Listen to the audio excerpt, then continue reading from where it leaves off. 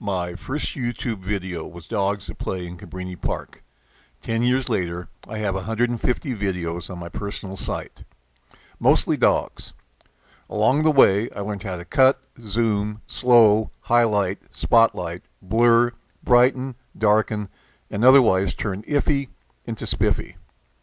I had no other use for these abilities until I started going to 8th District CompStat meetings 4 years ago and met Sergeant Nick Gernon. For some time, Nick and his posse had been scouring the French Quarter for any security video that would help solve crime. If detectives did find usable footage, it would be shipped to headquarters, where the media was invited to swing by and pick up a copy. Well, you know the media. If it ain't bloody, if it ain't violent, if it ain't something no one's ever seen, the media ain't coming. So often the video went from the 8th District to headquarters to the recycle bin without ever being seen by the public. So I simply asked Nick, why don't you post these videos on YouTube? I'll show you what to do. Nick's first video went on YouTube a little more than 3 years ago. It has been followed, in all, by more than 250 videos.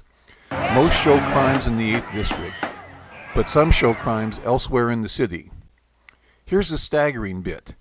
If you add up all the posted clips, there have been more than 4.2 million direct YouTube views.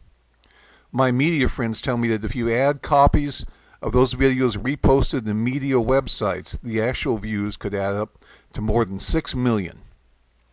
More importantly, these videos have generated hundreds of Crime Stopper tips and dozens of arrests. When Nick and I started working together, each detective had his own list of residents and businesses with cameras, often written on scraps of paper and posted above their desks. Then, on the first day Tony Caprera was back in the 8th District, my neighbor Julie Benson hosted a get-together at which Nick and detectives John Ball and Michael Flores showed up to talk about crime and cameras. They walked away with a list of more than 15 residents with security systems. That list included their phone numbers and email addresses. The list was typed up, and over time, more than a dozen other names were added.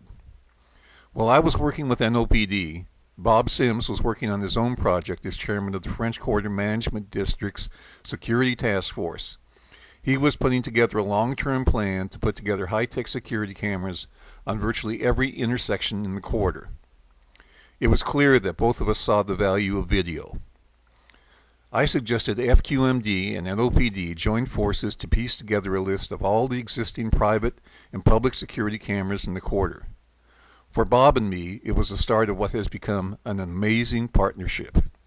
We wanted to do more than put together a list or a database. We wanted something instant and something visual. A friend, Chris Reed, the managing director of the Carrollton Group, recommended we build a Google online map that would pinpoint the location of cameras and include contact names, phones, and emails. He said detectives would have instant access to the maps on their computers, tablets, and smartphones. That meant no more skulking around in the dark, trying to find cameras, knocking on doors, and having no response and no clue of how to reach the occupants. It seemed the perfect solution. All we needed was for Jeff Walls to buy it. But Jeff was picky. He wanted a map of cameras throughout the district, including the Marigny and downtown. That's how SafeCams8 got started. It went online in October 2012. Today, all of the 8th District videos are posted on a single dedicated YouTube site, NOPD8DIU. The site now has nearly 900 subscribers, including virtually all the major media outlets.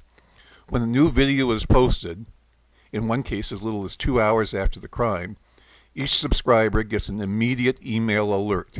Meanwhile, between us, Bob Sims and I have helped more than 75 residents and small businesses select and install security systems. Personally, I'm looking to work myself out of a job. I see more and more video becoming available to NOPD as the number of security cameras, smartphones, iPads, and pocket cameras all swell.